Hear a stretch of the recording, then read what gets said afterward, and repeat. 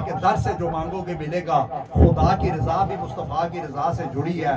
सरकार ने एहसान को मिंबर पे बैठाया, मेरे आका के सनाख्वानों की तौकीर ही बड़ी है। सुभान अल्लाह। और या रसूल अल्लाह, सब कुछ खुदा से मांग लिया, तुझको मांग कर। या रसूल अल्लाह, सब कुछ खुदा से मांग लिया, तुझको मांग कर। अब उठते नहीं हाथ बस इस दुआ के बाद कि बाद अस खुदा बुजुर्ग तो ही किस्सा बाद अस खुदा बुजुर्ग तो ही किस्सा मुख्तसर है। वाजिब एहतराम मोअज़्ज़ज़ मेहमानान गिरामी, अल्लाह ताला का शुक्र है और हुजूर नबी करीम सल्लल्लाहु अलैहि वसल्लम की निगाह करम की तौफीक से आज हम इस खूबसूरत जिक्र की महफिल में शरीक हुए हैं। मैं इसमें शिरकत करने पर इंतज़ामिया को, जो इस खूबसूरत महफिल का आप सब लोग एहतमाम करते हैं और तसलसल के साथ, देखिए किसी काम को तसलसल के साथ करना बड़ा मुश्किल है, यानी कंटिन्यूज रखना बड़ा मुश्किल होता है। वरना कोई एक बार महफिल करवा लेता है, बात समझिए ना, फिर साल साल उसको पता ही नहीं हो, याद ही नहीं रहता है। फिर कभी कोई टाइम आ गया, कोई प्रॉब्लम आ गई, तकलीफ आ गई, कोई मसला बन गया, चले फिर महफिल करवा लें। बात समझे ना। अल्लाह ताला कहता है खुशहाली में तुम मुझे याद करो, तंगदस्ती में मैं तुम्हें याद करूँगा। बात समझे ना, खुशहाली में तुम मुझे, तंगदस्ती में मैं तुम्हें याद करूँगा। वो मियाँ मोहम्मद बख्श खड़ी शरीफ का शेर पढ़ रहे थे तो मुझे एक वाकया याद आया था उनका कि आप एक दफ़ा मियाँ मोहम्मद बख्श खड़ी शरीफ तस्बीह पढ़ रहे थे। क्या कर रहे थे? तस्बीह पढ़ रहे थे ना, तो इस तरफ नदी थी, नदी समझते हैं ना, लई जिसको कहते हैं, वो थी, और इस तरफ मंडी लगी हुई थी, इस तरफ बाजार लगा हुआ था जिसमें लोग सामान बेच रहे थे।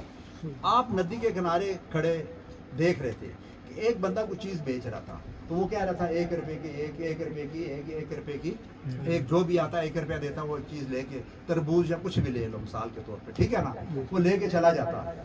आप खड़े, आप देख रहे थे उसको, साथ क्या कर रहे थे? तस्बीह पढ़ रहे थे, ये ध्यान में रखें, ठीक है ना, अल्लाह का जिक्र कर रहे थे। तो वो जो भी आता 1 रुपया देता उसको, वो जो भी चीज़ थी दे देता है, ठीक है। एक बंदा आया, उसने बोरी आगे की, उसने उसको बोरी भर के दे दी, तो बोरी जिसको भर के दी वो कहता है बस करो बस करो। तब उसने बस की, जो देने वाला था। तो मियाँ मोहम्मद बख्श खड़ी शरीफ हम देख रहे थे, ये तो 1 रुपये की एक बेच रहा था, ये बंदा आया, इसको बोरी भर के देगी, आगे से उसने कहा कि बस करो, तब इसने बस किया है। तो वो जब बोरी भर के लेके चला गया तो मियाँ मोहम्मद बख्श खड़ी शरीफ ने उस दुकान वाले से, वो जो रेडी लगा के बैठा हुआ था, उससे पूछा कि तू 1 रुपये की एक बेच रहा था, तो ये बंदा आया, इसको तूने बोरी भर के दे दी और हिसाब भी कोई नहीं किया, पैसे ही नहीं लिए उसने, बल्कि कहा बस करो बस करो। तो वो आगे से कहने लगा 11 नाल भी कोई हिसाब होना। बात समझ आई या नहीं आई? आई है कि नहीं? उसने क्या कहा? 11 नाल भी कोई हिसाब होना। तो मियाँ मोहम्मद बख्श खड़ी शरीफ ने क्या किया, वो तस्बीह उठा के नदी में फेंक दी, क्योंकि समझ आ गई ना कि तस्बीह के दानों से अवश्य काम लिया, जाहिदों ने मुफ्त का आपने सारा इल्जाम लिया। ए अल्लाह, तेरा नाम तो वो था कि बेगिनती लेते, क्या लुत्फ के गिन गिन के लिया। वो हमें नेमते देता है, गिन के तो नहीं देता ना जी। तस्बीह पढ़ पढ़ कसबी हो, तस्बीह दा की पढ़ना, तस्बीह पढ़ पढ़ कसबी हो, तस्बीह दा की पढ़ना, जेड़ा तेरे नाल हिसाब नहीं करता ਉਹਦੇ ਨਾਲ ਕੀ हिसाब करना। आप बताएं, अल्लाह ताला आपसे हिसाब करता है जी? बताए ना, कुछ चीज गिन के देता है हमें? नहीं देता ना। तो आपको समझ आ गई, आपने क्या किया, तस्बीह उठा के नदी में फेंक दी कि 11 नाल उनकेड़ा हिसाब होना। ये नहीं, कहाँ से समझ आई? अगर आदमी सीखना चाहे, अब कहाँ से सीखा आपने? उस दुकान वाले से, रेडी वाले से, कि उसने कहा कि यार उससे कोई भी हिसाब होता है। मैं उस दिन आया तो एक बंदा मुझे कहता है, पाकिस्तान में एक प्रोग्राम किया तो आने वाला था, तो एक दिन पहले मुझे एक बंदा कहता है जी फ़खर साहब आप गुफ्तगू की है बड़ी अच्छी, आप एक मुझे बात बताएं, टोपी ना हो तो नमाज हो जाती है? टोपी बड़े गौर से सुनना फिर समझ आएगी। टोपी ना पहनी हो तो नमाज हो जाती है। मैंने कहा अगर किसी को टोपी ना पहनाई हो, अगर किसी को टोपी ना पहनाई हो तो टोपी ना भी पहनी हो तो हो जाती है। अगर किसी को टोपी पहनाई है तो फिर आपने पहनी भी होगी तो नहीं होगी। बेशक बेशक, मेरी बात समझ आ गई ना? मतलब किसी को टोपी पहना के तो आप खाने का भी जाके नमाज पढ़े तो नहीं होगी, ये पक्की बात है। कहाँ जाके? क्योंकि इकबाल ने कहा ना, अपने मन में डूब कर पा जा सुराग जिंदगी, तू अगर मेरा नहीं बनता तो ना बन, अपना तो बन। बात समझे ना, क्योंकि इंसान को परखने के लिए इंसान खुद काफ़ी है। इकबाल ने कहा ना, खुद शनासाई बगैर खुदा शनासाई नहीं होती। खुद शनासाई बगैर खुदा शनासाई नहीं होती। मन आरफा नफ्सा हो फ़कत आरफा रब्बा हो, जिसने खुद को पहचान लिया। किसको पहचाना? ये उलमाए किराम बैठे हैं, आप माशाल्लाह सारे समझते हैं कि इसमें पहली बात किसकी हुई है? आपने भाई साहब किसकी हुई है? आपने अपने नफ्स की, अल्लाह की बात नहीं हुई है। यानी जिसने खुद को पहचान लिया। अब देखे ना, हमें खुद परखने के लिए हमारा अंदर एक पीर बैठा हुआ है। सबसे बड़ा पीर किधर है? हमारे अंदर है। सबसे बड़ा पीर बाहर नहीं है, ये ध्यान रखें। सबसे बड़ा पीर किधर बैठा हुआ है? हमारे अंदर। वो क्या है? हमारा ज़मीर है। हमारा क्या है? इकबाल ने कहा ना कि उसका एक शेर है बड़ा प्यारा उसका, जिसका लुब्बे लुबाब मतलब। इकबाल ने ये कहा कि तू अपने अंदर झांकना, पहले अपने अंदर झांकना। तू अंदर से देखे। अब हम सारा दिन सुबह से लेके रात तक, ठीक है ना, हर आदमी को पता है मैं क्या देखता हूँ। किसी से पूछने की जरूरत है? बताए ना, उसको पता है ना क्या देखता है, अच्छा देखता है या बुरा देखता है। किसी को ना बताए। सारा दिन क्या सुनता है कि तकदीर के काजी का ये फतवा है, अजल से जुर्म ज़ईफ़ी की सज़ा मर्ग मफाजात। इकबाल ने कहा तकदीर के काजी का ये फतवा है अजल से, ठीक है ना। मतलब कहने का ये, हम क्या सोचते हैं हमें पता है या नहीं? बताए ना, किसी से पूछने की ज़रूरत है? मुझे सर्टिफिकेट किसी से लेने की ज़रूरत नहीं है कि मैं कितना अच्छा हूँ या कितना बुरा हूँ। मुझे अंदर से पता है मैं कितना अच्छा हूँ कितना बुरा हूँ। वही बात है, अगर किसी को आपने टोपी नहीं पहनाई, टोपी नहीं पहनाई, तो आपने ना भी पहनी होगी तो नमाज आपकी हो जाएगी। अगर किसी को पहनाई है तो फिर टोपी क्या, पग बने, बात समझे ना, अमामा बने, जो मर्जी आप बांधे ना, फिर उससे क्या नहीं होगी। माशाल्लाह खलीफा साहब तशरीफ लाए हैं, आगे माशाल्लाह महबूब साहब भी आए, ज़ियारत हो गई है। खलीफा साहब किधर गए? अच्छा, एक दो वाक़या सुनाऊंगा। बात समझने के लिए, ज़िंदगी बदलने के लिए एक जुमला ही काफ़ी होता है। बात समझे ना। तो धैर्य थे, धैर्य कैमनिस्ट लोग, वो जो मतलब है कहते हैं सारा सिस्टम दुनिया का पता है ना आपको, कहते हैं खुद ही चल रहा है। क्या हो रहा है? खुद ही चलाने वाला नहीं है, ये खुद चल रहा है। तो कुछ धैर्यों का कोई बड़ा था, आलम था उनका धैर्यों का, तो वो कहते हैं भाई सारा सिस्टम खुद ही चल रहा है, इसको कुछ चलाने वाला नहीं है। समझे ना। तो सरकार गौस पाक शाह अब्दुल कादिर जिलानी के कोई मुरीद थे, उनको पता चला, उन्होंने आके बात की सरकार गौस पाक शाह अब्दुल कादिर जिलानी से। बात समझे ना। तो आपने कहा भाई उसको बोलो, उससे जाके बात करके कि सुबह 8 बजे का टाइम रखो फलानी जगह आ जाओ, मैं उसको साबित करके दूंगा कि सारा निज़ाम खुद नहीं चल रहा है, इसको कोई चला रहा है। वो कहता था खुद चल रहा है। बात समझे ना। तो आपने साबित करना था कि इसको कोई चला रहा है, सरकार गौस पाक ने। अब उसके साथ टाइम तय हो गया सुबह 8 बजे का, वो भी आ गया, उसके सारे चमचे जितने भी थे वो सारे वहाँ पहुँच गए। सरकार गौस पाक के मुरीद भी वहाँ। तो अब एक बात ध्यान में रखना कि कायल उसको करना था, जाइए को। अब आप लोग मेरे साथ होते हैं, जो मेरे साथ होते हैं, मैं एक बात कर रहा हूँ, मैं कहीं बात करूँगा ना, उनको समझ आए या ना आए वो चुप रहेंगे, वो बोलेंगे नहीं। उनको पता है कि बाद में गाड़ी में पूछ लेंगे ना, क्या करेंगे। उनको अगर समझ ना आए तो कहेंगे गाड़ी में हम पूछ लेंगे। तो दूसरे दिन सुबह वो 8 बजे पहुंच गया, उसके सारे शागिर्द भी पहुंच गए। बात समझ आ गई ना। उन्होंने क्या किया कि सरकार गौस पाक शाह अब्दुल कादिर जिलानी, आप जाके 10 बजे पहुंचे। टाइम कितने बजे का फिक्स था? 8 बजे का, ठीक है ना। अब एक सवाल के अंदर एक और सवाल खड़ा हो गया, क्योंकि टाइम 8 बजे का था। आप कितने बजे गए? 10 बजे गए। एक सवाल और खड़ा हो गया ना, भाई आप इतना लेट क्यों आए? ठीक है। आप जब 10 बजे पहुंचे तो उसने कहा जी आपने तो 8 बजे का टाइम दिया हुआ है, ठीक है, तो आप 10 बजे क्यों आए हैं? अब वो बात का जवाब तो, पहली सवाल का जवाब तो आपने देना ही था ना। अब दूसरा सवाल खड़ा हो गया। अब दूसरे सवाल के अंदर ही पहले सवाल का जवाब था। दूसरे सवाल के अंदर ही पहले सवाल का क्या था? जवाब था। सरकार गौस पाक शाह अब्दुल कादिर जिलानी से कहने लगे, उसने पूछा ना भाई आप क्यों लेट आए? 2 घंटे, ठीक है ना, 8 बजे के हम बैठेंगे, आप 10 बजे आए।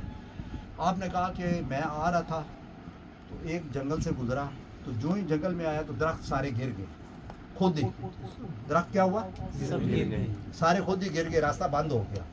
फिर थोड़ी देर बाद वो दरख्त कटने शुरू हो गए, ठीक है ना। फिर उनके फट्टे बने, फिर कश्ती बनी, कश्ती जब बनी पानी में आई उसने कहा आए बैठे जी आपको पार छोड़ है। तो मैं फिर कश्ती में बैठा, इसलिए देर होगी पहुंचने में। वो कहने लगा जी ये कैसे हो सकता है कि दरख्त सारे खुद ही गिर जाए, फिर उनके फट्टे बने, फिर उनकी कश्ती बने, ऐसे तो हो ही नहीं सकता। अब उसने क्या सवाल किया था, सारा निज़ाम खुद चल रहा है, बात समझे ना। तो आपने ये साबित करना था कि खुद नहीं चल रहा है। उसने कहा तो ये कैसे हो सकता है, तो ये तो हो ही नहीं सकता है कि फट्टे बने फिर कश्ती बने तो ऐसे हो। तो आपने कहा ये तो बात मैं तुझे समझाने आया हूँ कि सारा निज़ाम चलाने वाली कोई हस्ती है जो चला रही है। तू कहता है ये छोटे छोटे काम खुद नहीं होते, छोटे छोटे काम खुद नहीं होते, तो बड़े कितने इतने बड़े काम कैसे होंगे। ये चलाने वाली एक हस्ती है। उसने क्या किया, कलमा पढ़ के मुसलमान हो गया। क्योंकि अल्लाह वाले जो थे ना, ये अपने किरदार से आपने सुना होगा कि हलाकू खान ने, जिनका मुताला है या उनको पता होगा कि उसने 30 लाख मुसलमानों की खोपड़ियों के मीनार बनाए थे। पता है किसी को? पता है 30 लाख क्या किया था, मुसलमानों की खोपड़ियाँ उतार के तख्त सजा के ऊपर अपनी तख्त लगा के बैठा था। 30 लाख मुसलमानों की खोपड़ियाँ के, बात समझे ना। तो वो एक बार जा रहा था बात समझे ना, जा रहा था, उसने देखा, बड़े गौर से सुनना, अब इसके अंदर बहुत बड़ा मैसेज है। अल्लाह वाले जो होते हैं ना, वो एक जुमले से पूरी जिंदगी बदल देते हैं बंदे की। क्या करते हैं, उनका एक जुमला मौलवी की 6 घंटे की तकरीर होती है, लेकिन समझ आ जाए तो वो बड़े प्रोटोकॉल के साथ जा रहा था। ऊँट घोड़े कुत्ते बिल्ले साथ, मतलब फौज थी लाकू खान के, ठीक है ना। आगे देखे थे एक बुजुर्ग बैठे हुए थे, एक बुजुर्ग जिक्र कर रहे थे, जंगल में कहीं बैठे हुए थे। तो वो जब पास से गुजरा, उसने कहा चले इनके साथ थोड़ा मजाक करते हैं। लाकू खान ने कहा इनके साथ थोड़ा मजाक करते हैं। वो उनके पास जाके कहने लगा, साथ कुत्ते भी थे उसके, उनसे कहने लगा आप ये बताएं जी कि आपकी दाढ़ी अच्छी है या मेरे कुत्ते की पूंछल अच्छी है। आज का कोई मौलवी पीर होता तो लड़ाई शुरू हो जाती ना। तो उसने 30 लाख मुसलमानों की खोपड़ियों के मनार तो पहले बना चुका था, इसको छोड़ता वो मार देता ना। अब ये भी हिकमत वाले थे ना, क्योंकि इल्म आदमी को खाली बोलना सिखाता है, हिकमत ये सिखाती है कहाँ बोलना है, किस तरह बोलना है, किस वक्त बोलना है और क्या बोलना है। ये फर्क होता है इल्म और हिकमत के अंदर, ठीक है ना। उसने कहा कि आपकी दाढ़ी अच्छी है या मेरे कुत्ते की पूंछल अच्छी है। उन बुजुर्गों ने जो जवाब दिया ये सुनने वाला है। उन्होंने कहा जिसके लिए रखी है, जिसके लिए रखी है, अगर वो राजी हो गया तो फिर ये अच्छी है, अगर वो राजी ना हुआ तो तेरे कुत्ते की पूंछल अच्छी है। सारी जिंदगी नमाजा पढ़िया तेन लोग आखन नमाजी, बुले शाह तेरिया इन्होंने नमाजा का क्या फायदा जे तेरे तो तेरा रब ना होया राजी। और पढ़ इलम किताबा पढ़िया, कभी अपने आप को पढ़िया ही नहीं। भज वड़ना में मंदिर मसीते, कभी अपने अंदर तू वड़िया ही नहीं। एवें रोज शैतान दे नाल लड़ना में, कभी नफ्स अपने नाल लड़े ही नहीं। बुले शाह आसमानी उड़दियां फड़ना में जड़ा अंदर बैठा उन्होंने कभी पढ़िया ही नहीं। क्योंकि सबसे बड़ा पीर मैंने आपको कहा कहाँ पर है, आपके अंदर है। देखें हजूर नबी करीम सल्लल्लाहु अलैहि वसल्लम ने 2 काम किए, अल्लाह का जिक्र किया और एक फिक्र की। अब फिक्र क्या है, फिक्र उम्मत की, फिक्र उम्मत की। खलीफा साहब आ जाए, वो कहते हैं ना, उतू तो हमें लत्तां गोडे अंदर तेरे रही पलीती, वाह दुनियादारा रब दे नाल भी 420 तू कीती, रब दे नाल भी 420 तू कीती। बात समझ है ना। मकसद कहने का ये है कि हमको सबसे पहले, क्योंकि अंदर से किसी ने बुजुर्ग से पूछा ना कि मुझे कोई नसीहत करें, मुझे कोई नसीहत करे, कोई वजीफ़ा बताएं, तो उन्होंने कहा कभी बर्तन धोए हैं बेटा, माशाल्लाह जुवेद साहब आ जाओ। उन्होंने बुजुर्गों ने कहा कि कभी बर्तन धोए हैं, बर्तन धोए हैं। वो कहने लगा जी धोए हैं। आपने कहा कि अंदर से मांझ के धोता है या बाहर से, अंदर से मांझ के धोता है या बाहर से। उन्होंने कहा जी अंदर से मांझ के धोते हैं, अंदर से। बात समझ आ रही है ना, क्योंकि छोटी छोटी बातों के अंदर पूरा पूरा समंदर है, पूरा पूरा समंदर है, यानी अंदर से मांझ के धोते हैं बर्तन को हमेशा ज्यादा, ठीक है ना। देखिए ना, हम अगर बर्तन साफ ना हो तो हम उसमें दूध नहीं लेते। हमने अगर पाव दूध लेना हो, किलो दूध लेना हो कारी साहब, तो मेरे गंदे बर्तन में लेते हैं या साफ में? बताएं ना जी, साफ बर्तन में दूध लेते हैं ना। तो हम किलो दूध लेना हो, पा दूध लेना हो तो साफ बर्तन में लेते हैं। तो अल्लाह ताला भी कहता है मैं तुम्हारे साफ दिल में अपना नूर डालता हूँ। तुम गंदे बर्तन में दूध नहीं लेते तो मैं गंदे दिल में अपना नूर कैसे डालूंगा? बात समझे ना। तो सबसे पहले सफाई जो है ना किसकी होनी चाहिए? ये अल्लाह वाले जो है ना, अल्लाह वाले, उनका सिर्फ एक ही तरीका है, वो सिर्फ और सिर्फ अंदर की सफाई करते हैं। बात समझे ना। जैसे मुल्ला की अज़ा और मुजाहिद की अज़ा और परवाज है दोनों की सिख खजा में, करगस का जहां और शहीन का जहां और माशाल्लाह माशाल्लाह शहीन का जहां। क्योंकि अल्लाह वाले जो है ना, इनकी जिंदगी एक जुमला जो होता है ना, एक जुमला वो क्या करता है, पूरी जिंदगी बदल देता है। मिसाल के तौर पे आप देखें ना कि चांद और सितारे जमीन से करोड़ों मील दूर है। जावेद साहब जी जी, करोड़ों मील दूर है, ऐसे ही है ना जी। लेकिन आप जमीन पे एक बर्तन रखे, उसके अंदर साफ पानी रखें, बड़ी तरामी लें ना, साथ उसके शीशा रखें, एक तरामी में पानी रखें और एक में साथ शीशा रखें, आईना। बात समझे ना। जो चांद और सितारे जमीन से करोड़ों मील दूर है वो आपको करीब नजर आएंगे। किसकी वजह से? शीशे और पानी की वजह से, शीशे और पानी की वजह से। तो ये बुजुर्गों ने नीचे लिखा था कि जब आपका दिल पानी की तरह नरम और शीशे की तरह साफ हो गया तो जिस तरह चांद सितारे करीब आ गए ना तुम्हारे, इसी तरह अल्लाह और अल्लाह के रसूल भी तुम्हारे करीब हो। क्या होगा? करीब होगा। हजरत अनस रज़ी अल्लाह ताला अन्हु जब भी हुज़ूर नबी करीम सल्लल्लाहु अलैहि वसल्लम को कहते हैं या रसूलल्लाह को नसीहत करें, कोई नसीहत करे, तो सरकार उससे कहते थे हजरत अनस रज़ी अल्लाह ताला अन्हु कि दिल में किसी का मलाल नहीं रखना। ये सूफियों की गुफ्तगू है। दिल में किसी का मलाल नहीं रखना, दिल में किसी का मैल नहीं रखना। बात समझिए ना, दिल में किसी का मैल। उन्होंने कोई मेरा ख्याल है मुख्तसर 10-11 बार मौका पर ये पूछा कि या रसूलल्लाह कोई नसीहत करे, तो आपने कहा दिल में किसी का मैल नहीं रखना।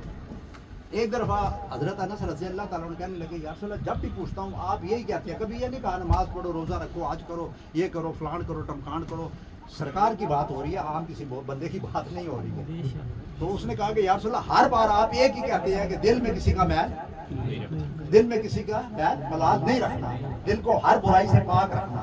तो उसने कहा या रसूलल्लाह हर बार आप यही कहते हैं। तो सरकार ने फरमाया जब तुम्हारा दिल हर बुराई से पाक हो जाएगा तू फिर जरा बराबर अमल करेगा, अल्लाह के नजदीक और पहाड़ जितना बड़ा बन जाएगा। और जब तुम्हारे दिल में मैल होगी और पहाड़ जितने अमल करोगे तो अल्लाह के नजदीक जरे से भी छोटे होंगे। किससे? जरे से भी छोटे होंगे। बात सब देखे ना, अगर आदमी सीखना चाहे, आदमी सीखना चाहे, मैं कई बार बात करता हूँ, तो ये बंद कमरे से भी सीख सकता है। कहाँ से सीख सकता है? उसको कहीं दूर जाने की जरूरत नहीं है। कहाँ से सीख सकता है? बंद कमरे से सीख सकता है। अब बंद कमरा मसलन कैसे? बंद कमरे के अंदर जो चीज़ें मैं जिनका नाम दूंगा आपको जल्दी समझ आ जाएगी। मसलन छत कहती है अपनी सोच, अपनी फिक्र, अपने ख्यालात बुलंद रखो। छत ऊंची है ना जी, क्या कहती है? अपनी सोच, अपनी फिक्र, अपने ख्यालात बुलंद रखो। पंखा कहता है कि कूल माइंड रहो, दिमाग को क्या करो? ठंडा रखो। ठीक है ना। ट्यूब लाइट क्या कहती है कि रोशन ख्याल बनो और दूसरे के लिए रोशनी पैदा करो। रोशन ख्याल बनो और दूसरे के लिए दर्द दिल के वास्ते पैदा किया इंसान को, वरना अतात के लिए फरिश्ते कुछ काम ना थे, और फरिश्तों से बेहतर है इंसान बनना, मगर इसमें लगती है मेहनत ज्यादा। बात समझे ना। अब ट्यूब लाइट क्या कहती है? रोशन ख्याल बनो और दूसरे के लिए रोशनी पैदा करो। अब घड़ी कहती है कि वक्त की कदर करो, वक्त की कदर करो।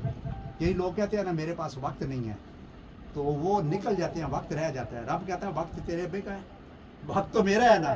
तू कहता है मेरे पास वक्त नहीं है। कई लोगों को आपने सुना होगा जिंदगी में, मेरे पास ये वक्त नहीं है, बड़ा बिजी हूँ, रोटी खाने का टाइम नहीं है, फलाना टाइम नहीं है। तो मैं कई बार कहता हूँ वक्त और टाइम तेरा नहीं है, उसका है। तू निकल जाएगा, ये इधर ही रहेगा। तो इसी वक्त में अगर आपको अच्छा काम कर सकते हैं तो ये आपकी बड़ी खुशनसीबी है, क्योंकि टाइम हमारा नहीं है, वक्त हमारा नहीं। तो घड़ी क्या कहती है कि वक्त की कदर करो। फिर शीशा लगा होता है आईना, आईना कहता है कि रोशन ख्याल बनो। बात समझे ना? जिस तरह अंदर और बाहर से अपने आप को खूबसूरत बनाओ। हम तो खाली बाहर से शीशे के सामने खड़े होकर खूबसूरत बनते हैं ना जी, अंदर से नहीं बनते। बाहर से मेकअप करके तो निकल जाते हैं, बस ठीक है लोगों को दिखाना है। भाई लोगों के सामने मेकअप करो, मैं नहीं कहता हूँ ना करो, लेकिन रब के सामने दिल को भी साफ करो, क्योंकि रब की नज़र आपके मेकअप पर नहीं पड़ेगी, आपके दिल पर। वली के पास जा भी ना, आप अल्लाह वालों के पास जाए ना, उनकी नज़र आपके कपड़ों पे नहीं पड़ेगी, आपके दिल पे पड़ेगी। बात समझे ना? अब वो क्या पैगाम दे रहा है? शीशा कि रूहानी और जिस्मानी तौर पे खूबसूरत बनो। फिर कमरे के अंदर बेड होता है, बेड। तो बेड क्या पैगाम देता है? बस आप 1-2 मिनट जरा बड़ी तवज्जो से सुनना। बेड क्या पैगाम देता है कि जिस तरह तुम सुकून से रहते हो, दूसरों को सुकून से रहने दो। फिर बंद कमरा क्या पैगाम देता है? बंद कमरा ये पैगाम देता है कि जिस तरह मैंने तुम्हारे गुनाह छुपाए हैं, तुम दूसरों के गुनाह छुपाओ। एक गुनाह मेरा माँ प्यो वेखे कदे मुंह ना लावे, लख गुनाह मेरा मालक वेखे कच कच पड़दे पावे। और कम जनादा सेवा करना माल नहीं बंदे पल्ले, सुई आपे नंगी रहंदी सब दे सीवे पल्ले। सुई आपे नंगी रहंदी सब दे सीवे पल्ले। और पल्ले कदी नहीं रिज़्क बंदे पंछी दे दरवेश, जिन्हां नू तकवा रब ना हुंदा उन्हां नू रिज़्क हमेश, उन्हां नू रिज़्क। आपने देखा है ना, स्वाए इंसान के 17,999 मखलूक है, टोटल 18,000 है ना, ठीक है। 17,999 मखलूक। कोई पैसा कमाता है? बताए ना, तो मखलूक कमाती है? कोई नहीं कमाती, लेकिन उनमें भूखा भी नहीं मरता है, वो दूसरे दिन के लिए जोड़ते भी नहीं है। सिर्फ एक इंसान ही है कि जिसका पेट नहीं भरता। ग्वालियर हवस ने कर दिया, टुकड़े टुकड़े लूँ इंसान को, अखुवत का ब्याह हो जा, मोहब्बत की ज़बां हो जा, और घर दरवाज़ा छोटा हो।